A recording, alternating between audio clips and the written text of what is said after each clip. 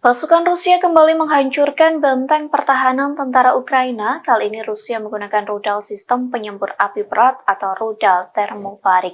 Akibat serangan tersebut, markas tentara Ukraina rata dengan tanah.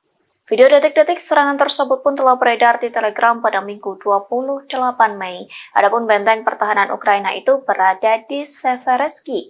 Dalam video tersebut nampak sebuah wilayah dengan beberapa gedung putih yang berjarak.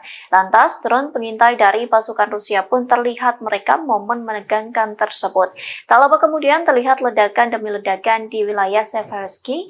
Ledakan itu langsung menyemburkan api hingga asap hitam yang mengepul.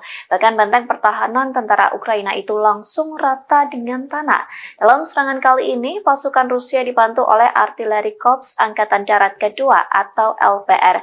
Meski begitu, hingga saat ini Rusia belum membeberkan berapa banyak gedung hingga tentara Ukraina yang berhasil dilenyapkan.